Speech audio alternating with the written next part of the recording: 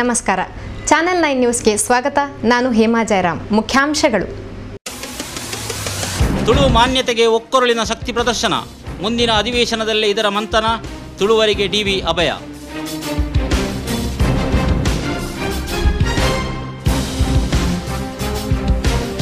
ಪುತ್ತೂರಿನಲ್ಲೂ ಹೊರಟಿತು ಸ್ವಚ್ಛ ಪರಿಸರಕ್ಕಾಗಿ ಜಾಥಾ. ಸಾವಿರಾರು ಸಂಖ್ಯೆಯಲ್ಲಿ ಸೇರಿತು ಪರಿಸರಾಸಕ್ತರ ಕೂಟ. ಇನ್ನಾದರೂ ನೀಗುವುದೇ ಪ್ಲಾಸ್ಟಿಕ್ ಬಳಕೆಯ ಕಾಟ.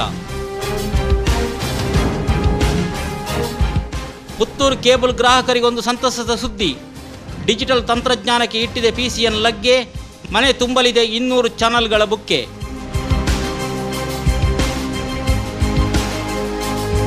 ಪುತ್ತೂರಿನಲ್ಲೂ ತಲೆ ಎತ್ತಲಿದೆ ಐಷಾರಾಮಿ ತಂಗುದಾಣ.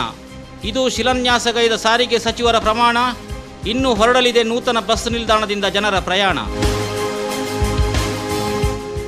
ವಾರ್ತೆಗಳ ವಿವರ. ತುಳು ಭಾಷೆಯನ್ನು 8ನೇ ಪರಿಚ್ಛೇದದಲ್ಲಿ ಸೇರಿಸಲು ಮುಂಬರುವ ಲೋಕಸಭಾ ಅಧಿವೇಶನದಲ್ಲಿ ರಾಜ್ಯದ ಸಂಸದರೊಂದಿಗೆ ಸೇರಿ ಒಕ್ಕೊರಲಿನ ಶಕ್ತಿ ಪ್ರದರ್ಶನದ ಮೂಲಕ ಒತ್ತಾಯಿಸಲಾಗುವುದು ಎಂದು ಉಡುಪಿ ಚಿಕ್ಕಮಗಳೂರು ಸಂಸದ DV ಸದಾನಂದಗೌಡ ಹೇಳಿದರು. ಕರ್ನಾಟಕ ತುಳು ಸಾಹಿತ್ಯ ಅಕಾಡೆಮಿ ವತಿಯಿಂದ ನೀಡಲಾಗುವ 2010-2011ನೇ ಸಾಲಿನ ಪ್ರಶಸ್ತಿ ಪ್ರದಾನ ಸಮಾರಂಭದಲ್ಲಿ ತುಳು ಸಾಹಿತ್ಯ ಕ್ಷೇತ್ರದಲ್ಲಿ ಸಾಧನೆ ಮಾಡಿದ ಸಾಧಕರಿಗೆ ಪ್ರಶಸ್ತಿ ಪ್ರದಾನ ಮಾಡಿ ಅವರು ಮಾತನಾಡಿದರು. ಏಪ್ರಿಲ್ನಲ್ಲಿ ನಡೆದ ಲೋಕಸಭಾ ಚುನಾವಣೆಯಲ್ಲಿ ತುಳು ಭಾಷೆಯನ್ನು 8ನೇ ಪರಿಚ್ಛೇದದಲ್ಲಿ ಸೇರಿಸುವ ನಿಟ್ಟಿನಲ್ಲಿ ಈ ವಿಷಯವನ್ನು ಪ್ರಶ್ನೆಯಾಗಿ ಎತ್ತಲಾಗಿದ್ದರೂ ಸಮಯದ ಅಭಾವದಿಂದಾಗಿ ಈ ಅಜೆಂಡಾ ಕೈಬಿಡಲಾಗಿದ್ದು, ಮುಂಬರುವ ಲೋಕಸಭಾ ಅಧಿವೇಶನದಲ್ಲಿ ಇದನ್ನೇ ಮುಖ್ಯ ಚರ್ಚಾ ವಿಷಯವನ್ನಾಗಿ ತೆಗೆದುಕೊಳ್ಳಲಾಗುವುದು ಎಂದು ಭರವಸೆ ನೀಡಿದ ಅವರು, ಈ ವಿಚಾರವಾಗಿ ರಾಜ್ಯದ ಎಲ್ಲ 19 ಬಿಜೆಪಿ ಸಂಸದರೊಂದಿಗೆ ಒಗ್ಗಟ್ಟಿನ ಶಕ್ತಿ ಪ್ರದರ್ಶನ ನಡೆಸಲಾಗುವುದು ಎಂದರು. ರಾಜ್ಯ ಸರ್ಕಾರ ತುಳು ಭಾಷೆಗೆ ಹೆಚ್ಚಿನ ಪ್ರಾಶಸ್ತ್ಯ ನೀಡುತ್ತಿದ್ದು, ತುಳು ಭವನಕ್ಕಾಗಿ ಈಗಾಗಲೇ 2 ಕೋಟಿ ರೂಪಾಯಿ ಬಿಡುಗಡೆ ಮಾಡಲಾಗಿದೆ ಎಂದರು. ತುಳುವರ ಇಚ್ಛಾಶಕ್ತಿಯ ಕೊರತೆಯಿಂದಾಗಿ ಇಂದು ತುಳು ಭಾಷೆ ಅವಸಾನದ ಅಂಚಿಗೆ ಸಾಗುತ್ತಿದ್ದು, ಈ ಬೆಳವಣಿಗೆಯನ್ನು ತಡೆಯುವ ಅಗತ್ಯವಿದೆ ಎಂದರು. ಇದೇ ಸಂದರ್ಭದಲ್ಲಿ ತುಳು ಸಾಹಿತ್ಯಕ್ಕಾಗಿ ವಿವಿಧ ಕ್ಷೇತ್ರಗಳಲ್ಲಿ ಸಾಧನೆ ಮಾಡಿದ 6 ಮಂದಿಗೆ ತುಳು ಸಾಹಿತ್ಯ ಅಕಾಡೆಮಿ ಪ್ರಶಸ್ತಿ ನೀಡಿ ಪುರಸ್ಕರಿಸಲಾಯಿತು. ಸಾಹಿತ್ಯದಲ್ಲಿ ಡಾಕ್ಟರ್ DK ಚೌಟ, ತುಳು ರಂಗಭೂಮಿಯಲ್ಲಿ ಶಾಂತರಾಮ್ ಕಲ್ಲಡ್ಕ, ತುಳು ಜಾನಪದಕ್ಕಾಗಿ ಶ್ರೀಮತಿ ಕೊರಪಳು, ತುಳು ಅಧ್ಯಯನಕ್ಕಾಗಿ ಸಚ್ಚಿದಾನಂದ ಹೆಗಡೆ, ಭಾಷಾ ಅನುವಾದಕ್ಕಾಗಿ ಕೇಶವ ಕುಡ್ಲ ಮತ್ತು ತುಳು ಕಾದಂಬರಿಗಾಗಿ ಶ್ರೀಮತಿ ವಿಜಯ ಶೆಟ್ಟಿಯವರಿಗೆ ಪ್ರಶಸ್ತಿ ನೀಡಲಾಯಿತು.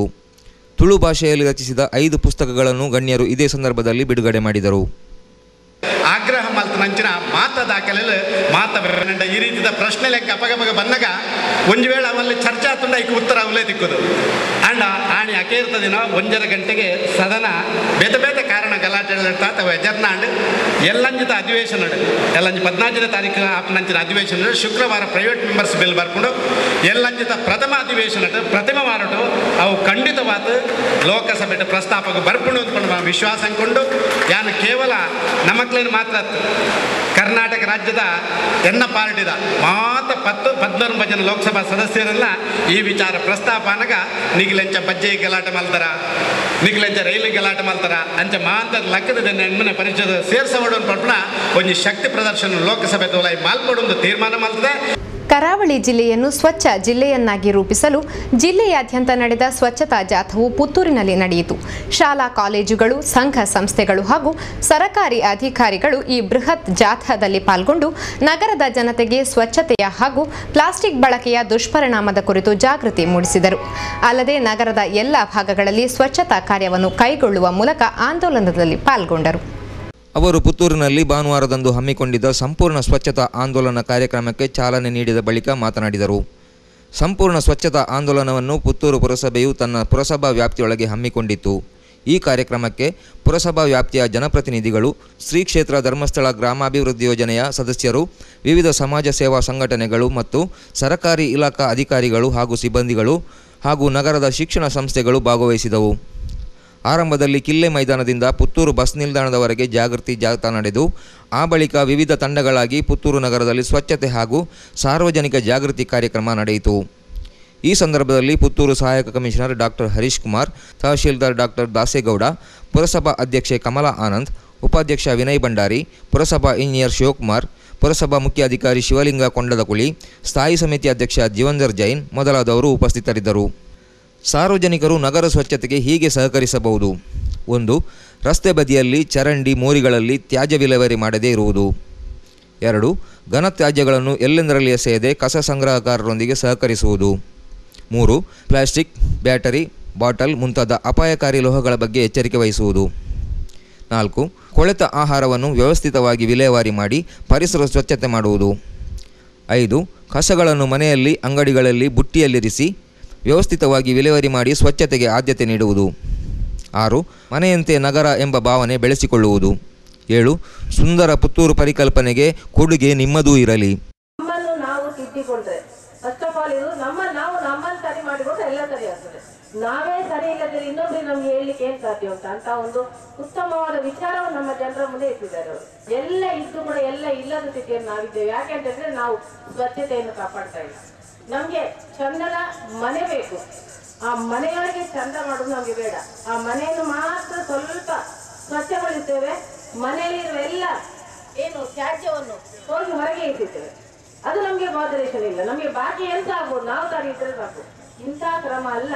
ನಾನು ನೋಡ್ತಾ ಇದ್ದೇನೆ ಪುತ್ತೂರಲ್ಲಿ ಎಲ್ಲ ಜನರು ನಡ್ಕೊಂಡು ಹೋಗುವಾಗ ಒಂದು ರೋಡನ್ನು ಕ್ಲೀನ್ ಮಾಡ್ತಿಲ್ಲ. ಅಂದ್ರೆ ನಡ್ಕೊಂಡು ಹೋಗ್ತಾ ಇರ್ತಾರೆ, ಅಲ್ಲೊಮ್ಮೆ ಉಗುಳು ಇಲ್ಲೊಮ್ಮೆ ಉಗುಳು ಅಂತ ಸ್ವಭಾವ ನೋಡಿ. ಎಷ್ಟೊಂದು ಜನ ಒಂದು ಆಸ್ಪತ್ರೆಯಲ್ಲಿ ಪೇಷಂಟ್ಸ್ ಅಡ್ಮಿಟ್ ಆಗಿರ್ತಾರೆ, ಅವರಿಗೆ ಬೇಕಾದಂತ ಬಾತ್ರೂಮ್ ಇದೆ, ಬೇಸಿನ್ ಇದೆ, ಎಲ್ಲ ಇದೆ. ಆದ್ರೆ ಅವ್ರು ಉಗುಳದಲ್ಲಿ ಆ ಟೆರೆಸ್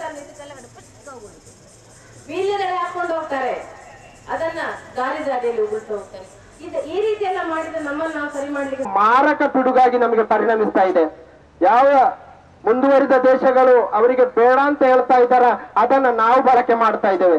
ಕಳೆದ ಸುಮಾರು 30-40 ವರ್ಷಗಳಲ್ಲಿ ಪ್ಲಾಸ್ಟಿಕ್ ನಮ್ಮ ಮುಂದೆ ಎಷ್ಟು ತುಂಬಿ ಹೋಗಿದೆ ಅಂತ ಹೇಳಿದ್ರೆ ನಮ್ಮ ಭೂಮಿ ಸಂಪೂರ್ಣ ಹಾಳಾಗಿದೆ ಸ್ನೇಹಿತರೆ. ಈ ಕೆರೆಯಲ್ಲಿ ಕಸ, ಕಡ್ಡಿ, ಪ್ಲಾಸ್ಟಿಕ್ ತುಂಬಿ ತುಳುಕ್ತಾ ಇದೆ. ಅಲ್ಲಿ ನೋಡಿ ಇನ್ನೊಂದಷ್ಟು ಜನಗಳು ಬರ್ತಾ ಇದ್ದಾರೆ, ಜಾಥಾದವರು ಬರ್ತಾ ಇದ್ದಾರೆ. ಇನ್ನು ಅವರೆಷ್ಟು ಗೋತ ಮಾಡ್ತಾರೋ ದೇವರಿಗೆ ಗೊತ್ತು.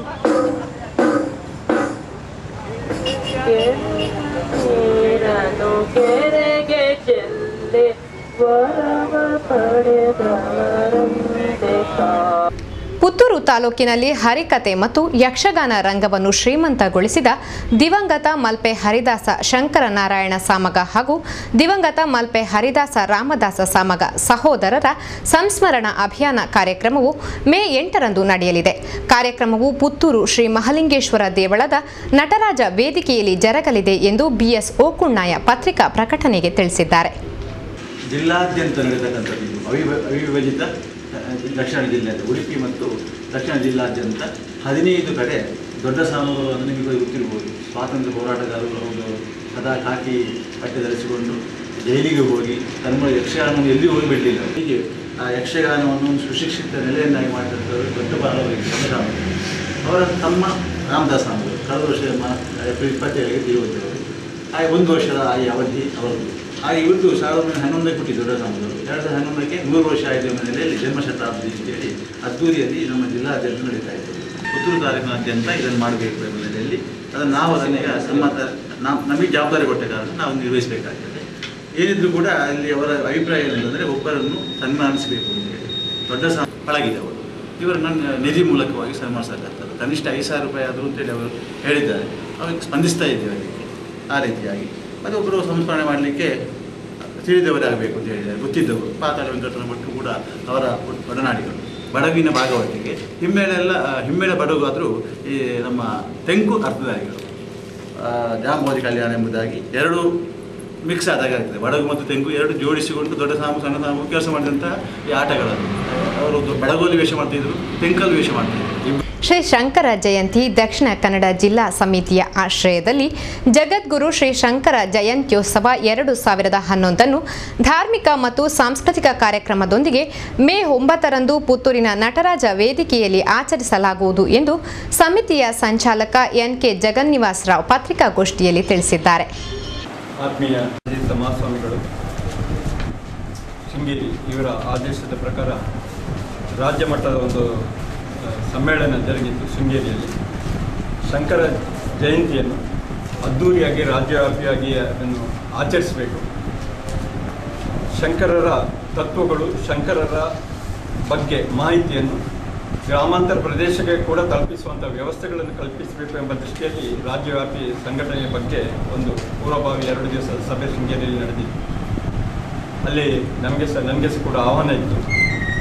ಅಲ್ಲಿ ಸುಮಾರು 25-30 ಜನ ಪ್ರತಿನಿಧಿಗಳು ಭಾಗವಹಿಸಿದ್ದೆವು. ಹಲವಾರು ಚರ್ಚೆಗಳಾಯಿತು. ಕಡೆಗೆ ಅಂತಿಮವಾಗಿ ಶಂಕರ ಜಯಂತಿಯನ್ನು ಜಿಲ್ಲಾ ಮಟ್ಟ ತಾಲೂಕು ಮಟ್ಟದಲ್ಲಿ ಆಚರಿಸುವ ಮೂಲಕ ಜನರಿಗೆ ಶಂಕರರ ಸಂದೇಶವನ್ನು ತಿಳಿಸುವ ವ್ಯವಸ್ಥೆ ಆಗಬೇಕು ಅಂತೇಳಿ ಗುರುಗಳು ಆದೇಶ ನೀಡಿ. ತಮಗೆಲ್ಲ ಗೊತ್ತಿದೆ, ಮನುಷ್ಯ ಇದ್ದ ಕೂಡಲೇ ಆತನ ಮೇಲೆ 3 ಋಣಗಳು ಉಂಟಂತೆ.